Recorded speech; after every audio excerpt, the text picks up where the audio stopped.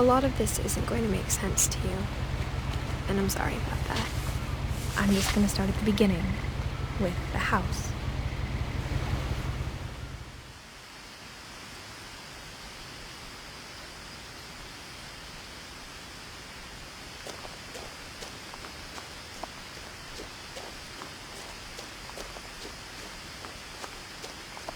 I lived here until I was 11, but I wasn't allowed inside half the rooms.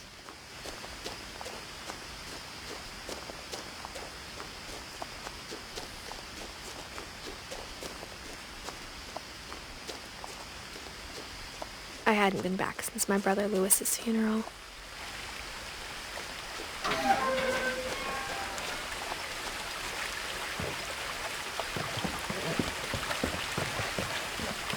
In her will, my mother left me a key, but didn't tell me what it unlocked. Maybe she thought I'd know. Or she thought that the mystery would be enough to bring me back.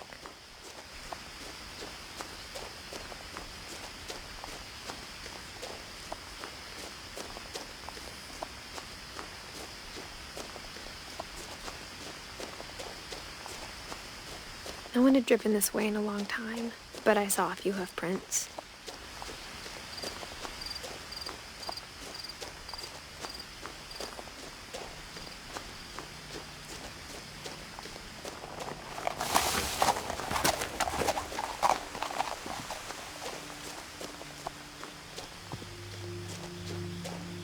The truth is, even after I inherited the house, I never thought I'd come back to it. But now I had questions about my family that only the house knew the answers to.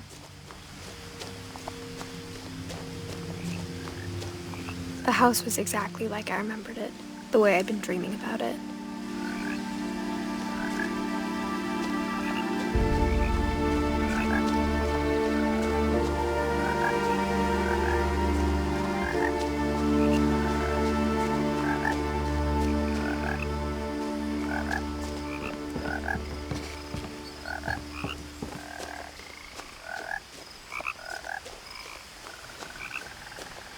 As a child, the house made me uncomfortable in a way I couldn't put into words.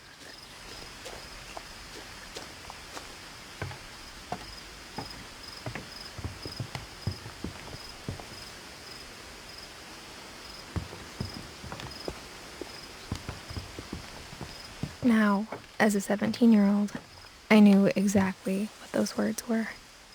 I was afraid of the house.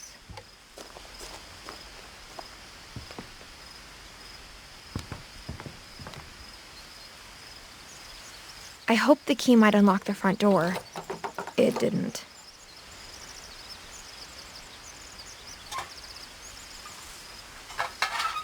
Looking in, I felt like the house itself had been waiting for me.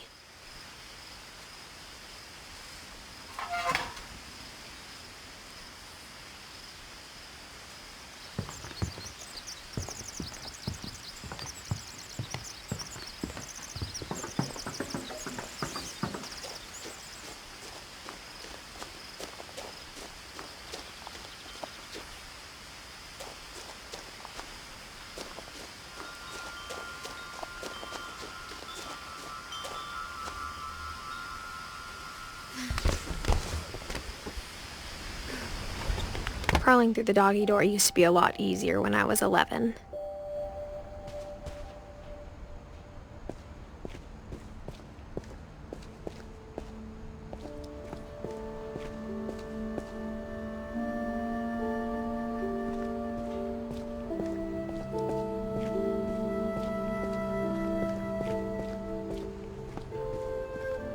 For the first time in years, I felt like I was home.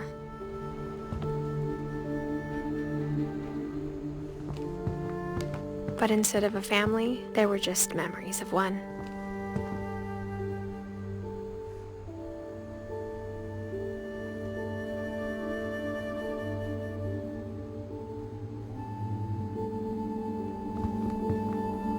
Like how after Lewis started working at the cannery, we all got sick of eating salmon. Except our cat, Molly.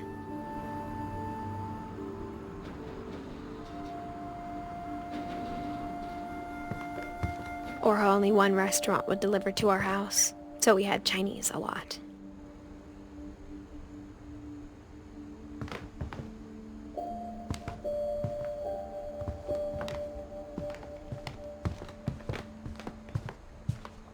The table was still a wreck from the night we left. It was like a bomb had gone off, killing everyone but sparing the furniture.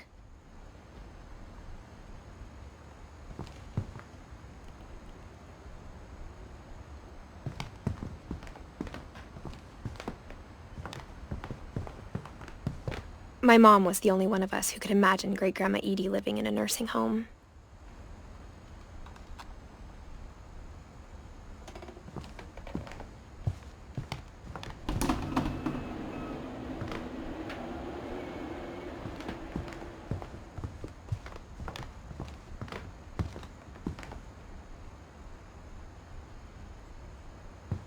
Nothing in the house looked abnormal.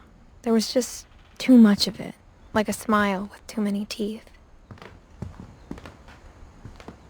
Even the fireplace had a story. Edie told me the bricks came from the original house, after it sank.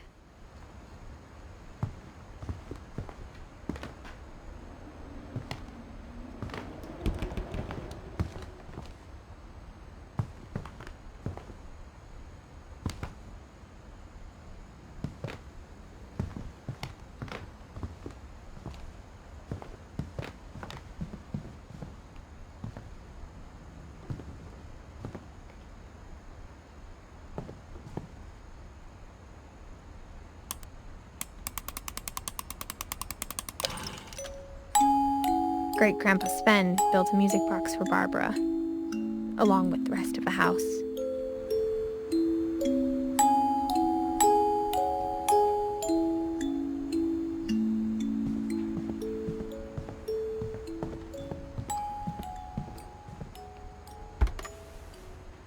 Edie told me once that every Finch who ever lived is buried somewhere in the library.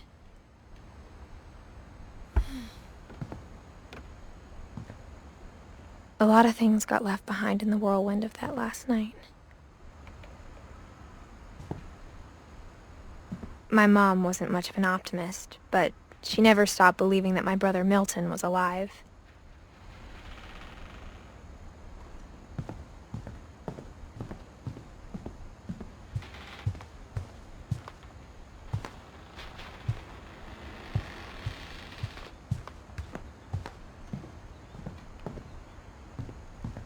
Mom always told me to stay out of the basement, so I wasn't too surprised when the key didn't fit.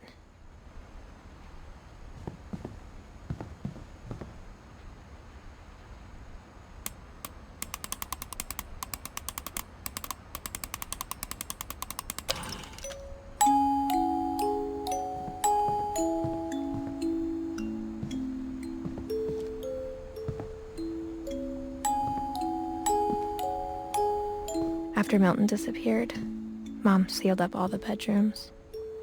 Then Edie retaliated and drilled peepholes.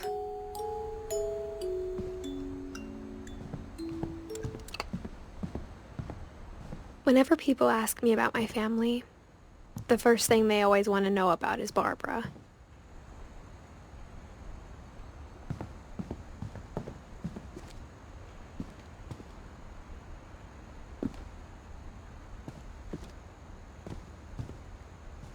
Edie's father, Odin, built the original house.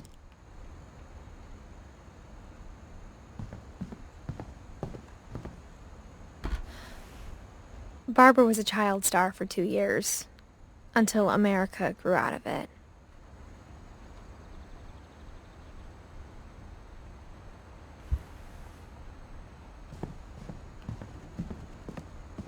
Mom must have locked the third floor stairs on the night we left.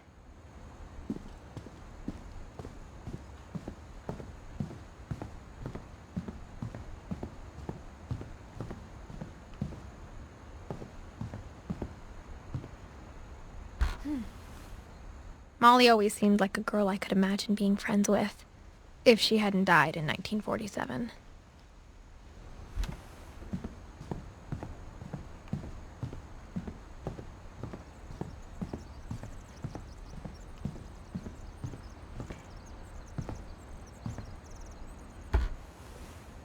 My Grandpa Sam spent 7 years sharing a room with his dead brother, Calvin.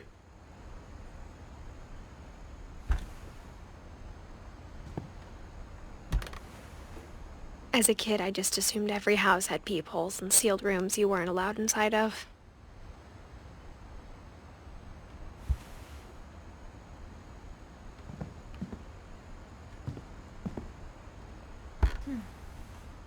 The last time I was in Edith Sr.'s room, I was 10 and she was painting my portrait.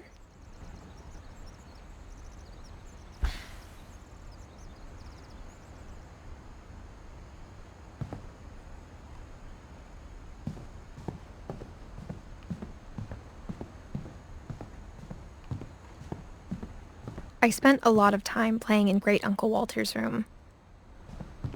I think my mom sometimes regretted not sealing it up.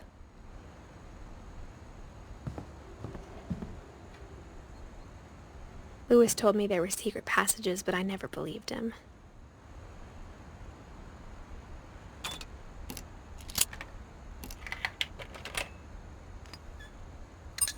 Turns out, my mom was really good at keeping secrets.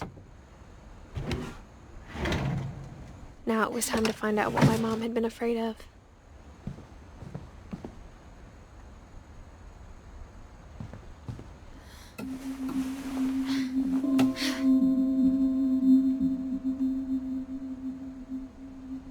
From the paintings on the wall, it was clear my brother Milton had been here before me. Reading this, maybe it sounds like I had a plan. But I had no idea what was behind that door.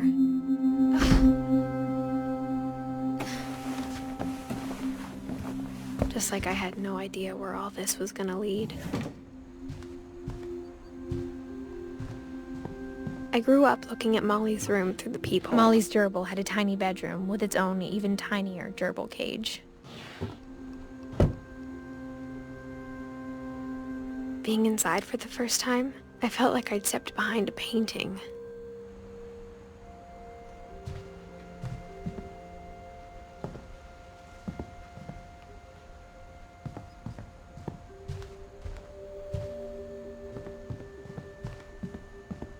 I got the sense Edie had spent a lot of time here, before my mom sealed the doors.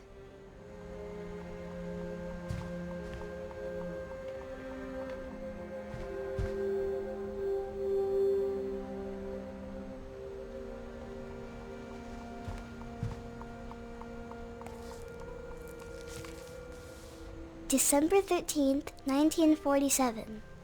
Dear Diary, I'll be gone soon, but I wanted to tell somebody about what's gonna happen. It started when Mom sent me to bed without dinner. I woke up and I was starving, so I looked around for something to eat.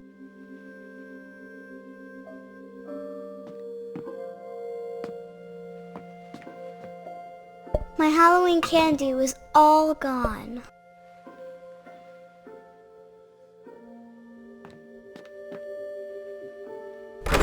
Mom, can I come out now?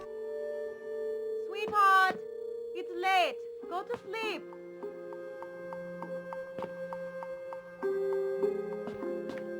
The gerbil food was dry, but I didn't mind it.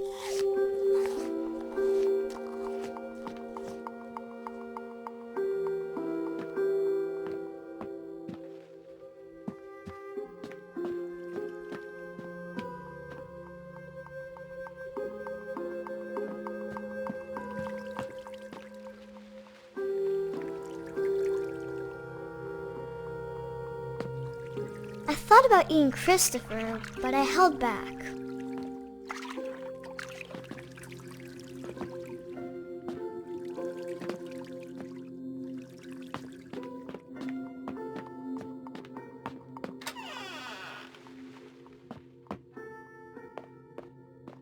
I kept eating and eating.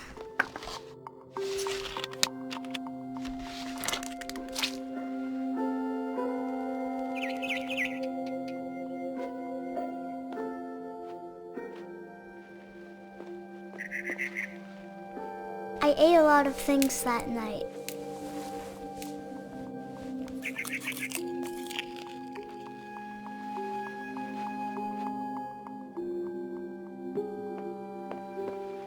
Then I heard chirping outside my window. It was a barn swallow going back to her nest. I reached out for her.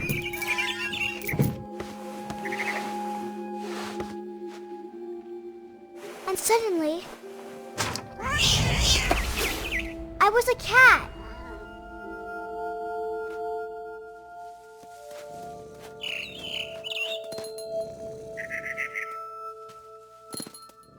I tried to be quiet, but the bird was really scared.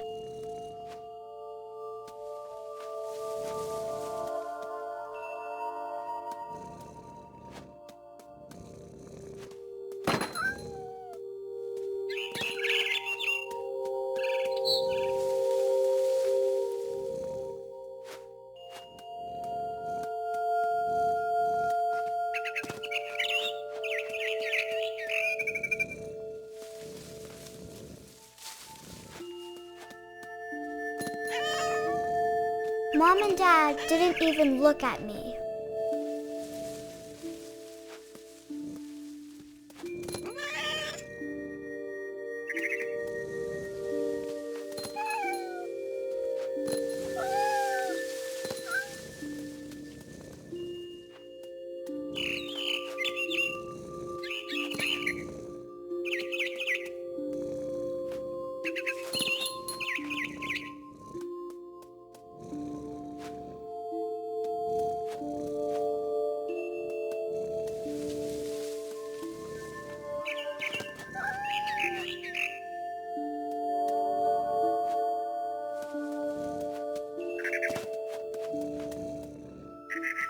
I jumped and I almost got her.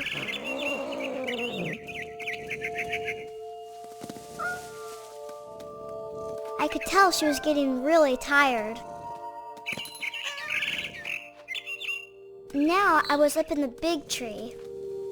I promised Dad I wouldn't climb it anymore. All I cared about was eating that mama bird. I gobbled her up. And suddenly, I was an owl. First, all I heard was the wind. Then I heard little teeth nibbling in the grass.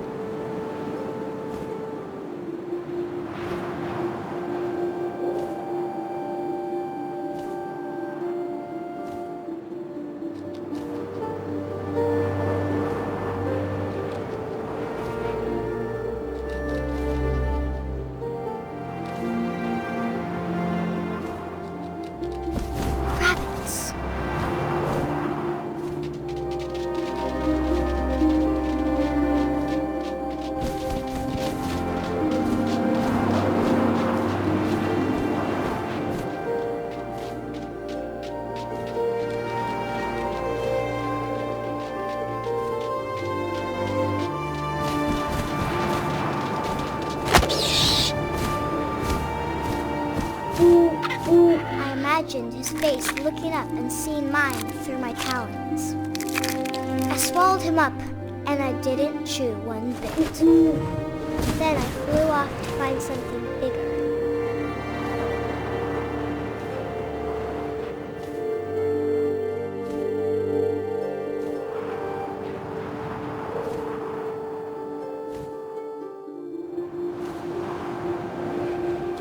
A mama rabbit.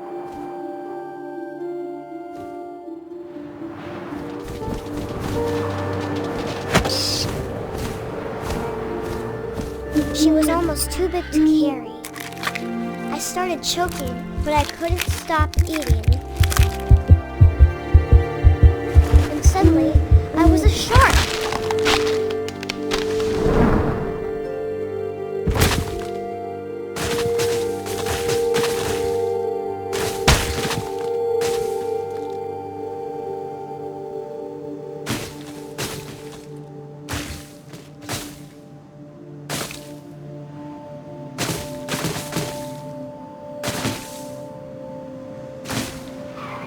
I rolled off a cliff and into the ocean. Now, I was hungrier than ever.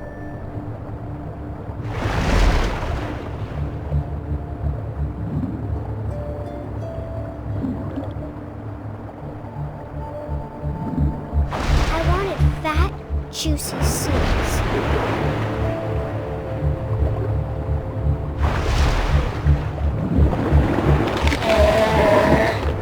I tore off her flipper, and it tasted really good.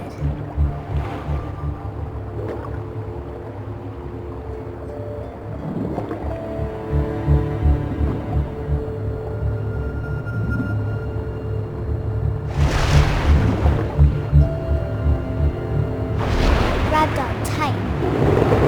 When I was so hungry, I jumped out of the water. When I opened my eyes, everything had changed.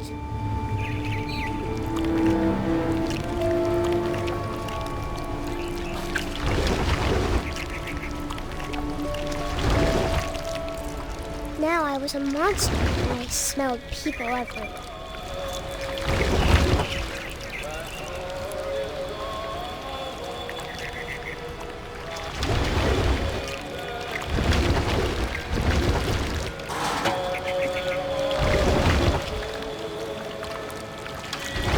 I was big, but I moved real quiet.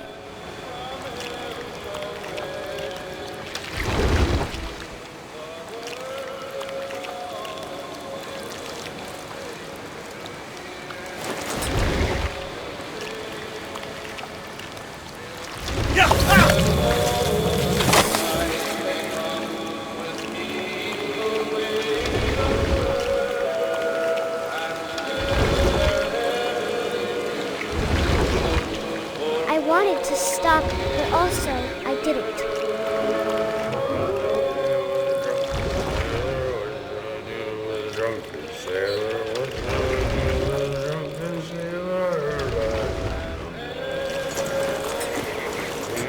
Belly with a rusty razor, belly with a rusty razor, his belly with a rusty razor, and no more.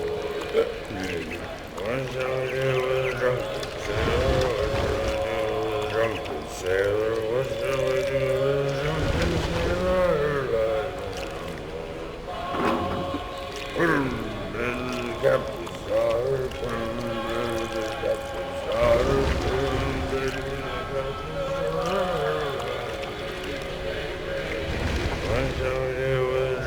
After the last passenger, I was still hungry. And across the water, I smelled something new. Something I had to have, so I swam towards it.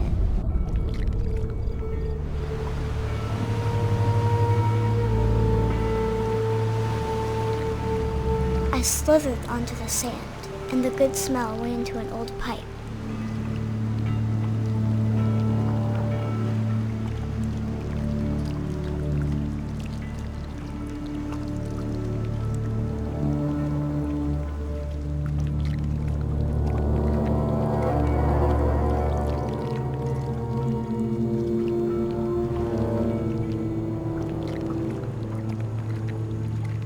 I got closer and closer.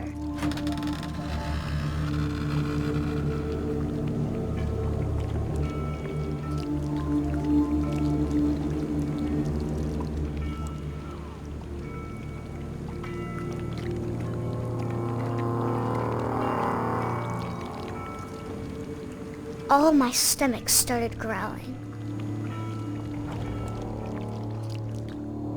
And suddenly, I was me again. I held my breath for a long time, but I couldn't hear anything. I think it's waiting for me to fall asleep.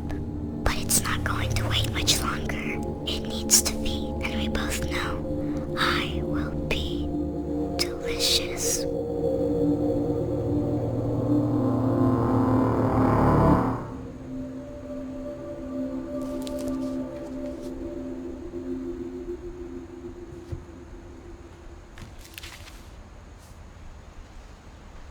I'm not sure if I believed all of that, but I'm sure Edie would have.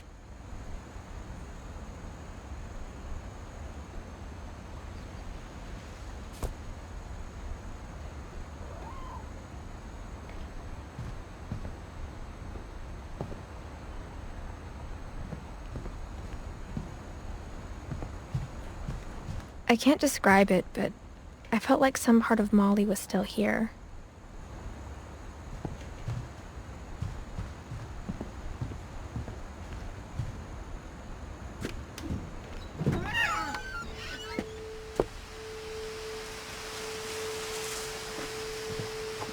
This will be obvious later, but my mom never told me any of these stories.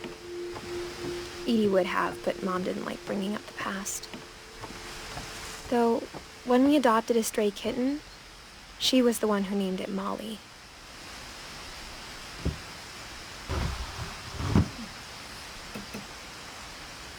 I spent a lot of time in Great-Grandma Edie's room.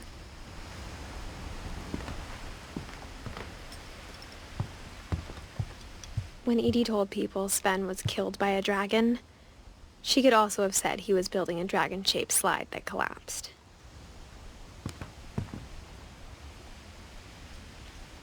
One summer, they evacuated the island, but Edie refused to go. For a few weeks, she was a celebrity.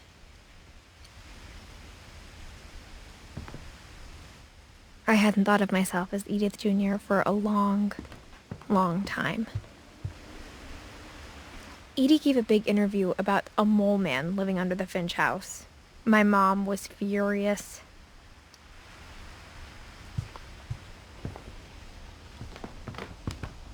Even in her 90s, sometimes Edie seemed a lot younger than my mother.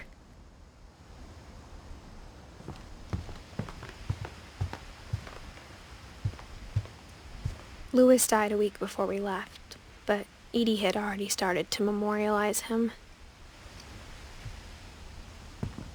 Her room was like a museum.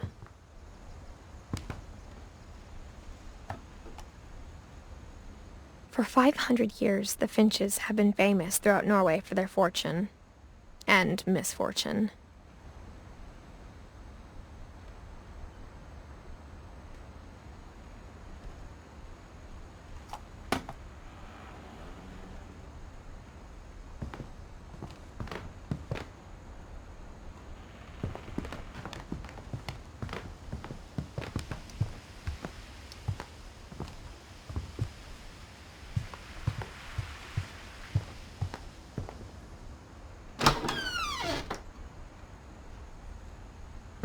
The only trace Grandpa Sam's first wife, Kay, left on the house was the pink bathroom.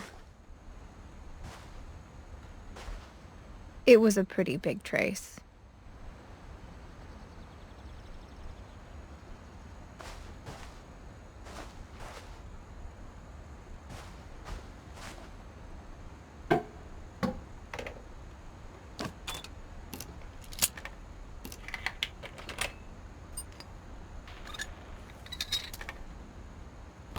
There's a secret in this bathroom. It's in the last place you would look. It isn't in the cupboard.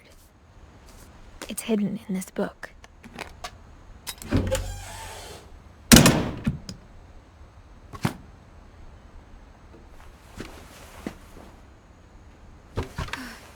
Sven gave Sam an old camera he'd refurbished.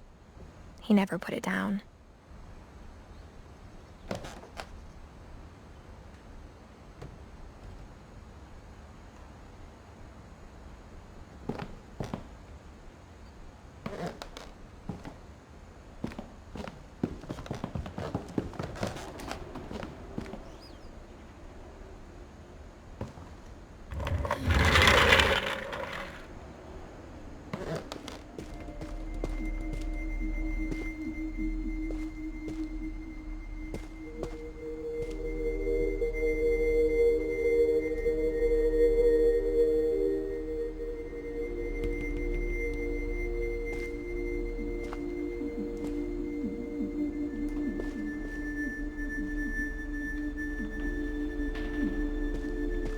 I knew Grandpa Sam had a twin,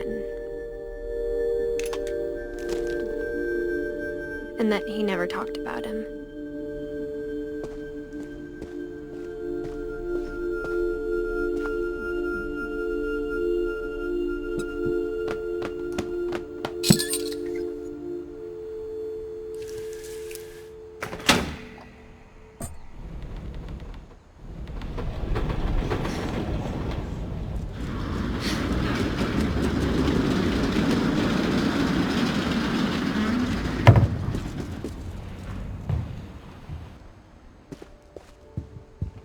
The passages were a pretty tight fit. They'd obviously been built for smaller hands and bellies.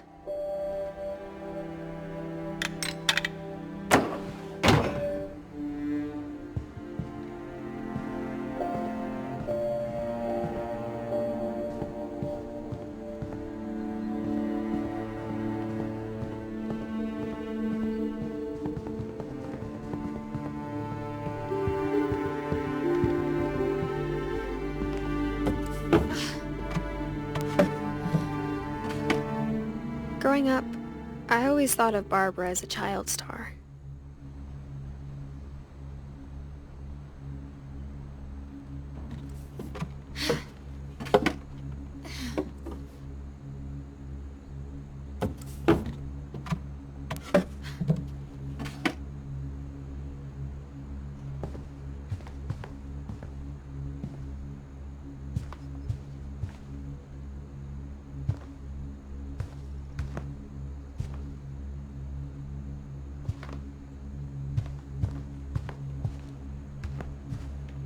I never thought about how hard it must have been for her afterwards.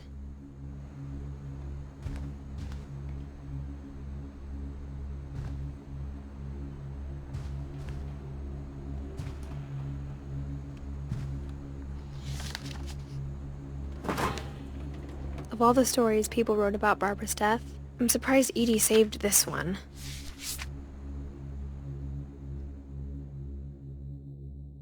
Old Jack here with another ghastly tale inspired by America's most unfortunate family.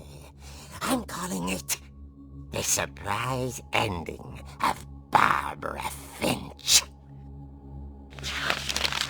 As a child star, Barbara was famous for her scream. Now at 16, she was all washed up. A has-been. But in a lucky break, she'd been asked to perform her signature scream at a local convention for monster movie fans. It was just the boost her career needed. Unfortunately, her scream hadn't aged well. Getting better. I think you just need the right motivation. Her biggest fan and current boyfriend, Rick, was about to demonstrate when... Now that was a great scream. It was Barbara's father, Sven. He'd slipped into a table saw and had to be rushed to the emergency room. So Barbara got stuck babysitting her youngest brother, Walter. Her convention comeback was cancelled. Okay, I'm hearing frustration, but I'm not hearing terror. What if I tried... A gang of hoodlums in Halloween masks have been terrorizing Orcas Island tonight. Police are urging residents to... That came from the basement. You're right! Also, I loved your delivery on that. Why is your basement door locked? Because my dad likes making puzzles and secret passages. There's a key hidden in the music box. The secret is to keep winding and winding until finally the key pops out. Thanks, babe. I'll be back in a sec. 20 minutes later, Rick hadn't returned. So Barbara went to look for him, right on cue. She reached for the music box. And as she wound the key, she listened for Rick, but the house was silent.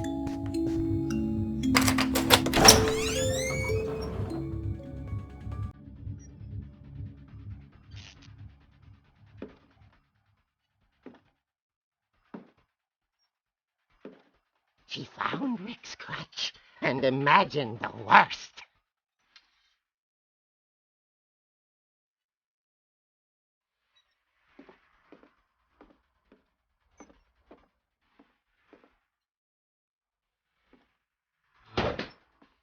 The gang's leader is the infamous Hookman killer, Dr. Carl Hamill, who impaled and then ate his family 10 years ago tonight.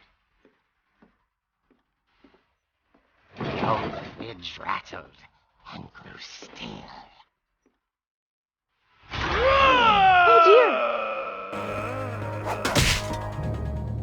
Oh! Rick?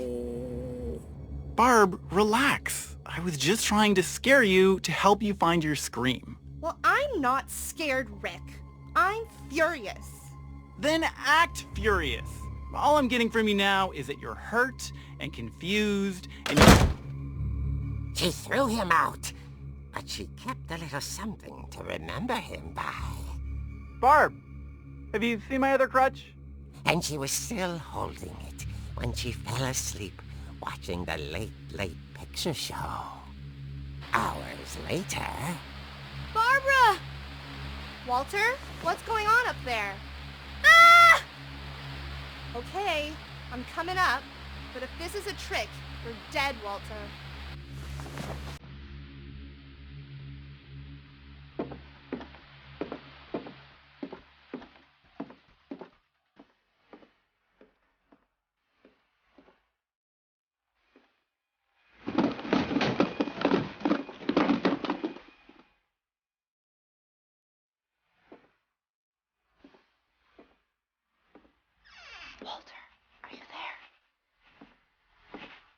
Walter had vanished, but his bedside radio was still on. Orcas Island police describe the man as 6 feet tall, with a steel hook for a hand. Residents are urged to lock all doors and windows and notify the police of any suspicious activity. Barbara turned, saw the hook man, and was speechless. He was quite smashing.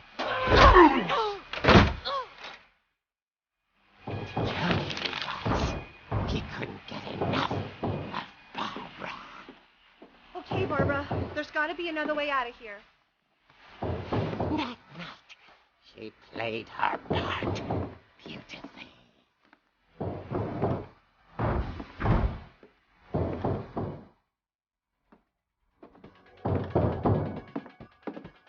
Molly's door hadn't been opened in years. The hinges groaned.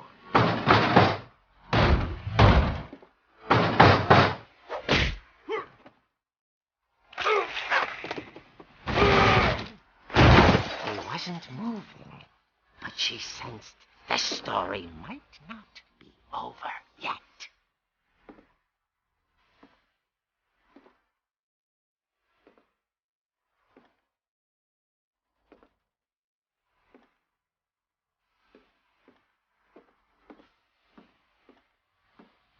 The hookman had vanished. She listened for his breathing, but all she heard was...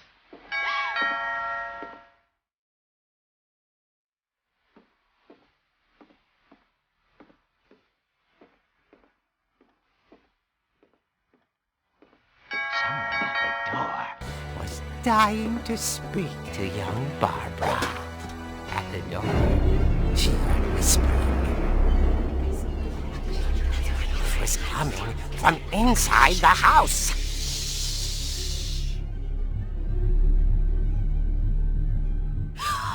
Oh, dear.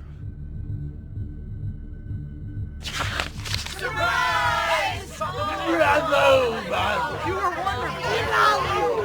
monsters had come to surprise her. For Barbara, it was a dream come true. Then she saw what kind of monsters they were, and she realized what was about to happen. She was going to be famous. And with her final breath, Barbara Finch gave the performance of her life.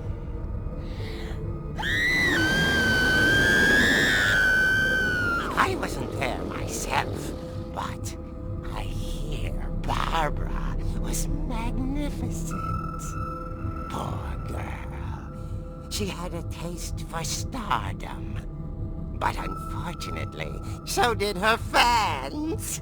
Of course, the police blamed it all on poor Rick, who disappeared the same night. And little Walter? Hiding under his bed the whole time. He took it all pretty hard, but that's another story. As for Barbara, tucked inside the music box is all they ever found of her.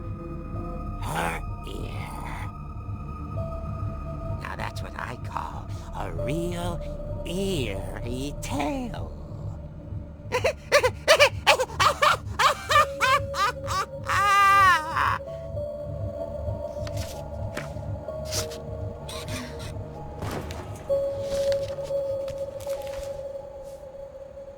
Edie told me all Barbara wanted was to be remembered, as absurd as that comic was. Maybe what Edie saw was a happy ending.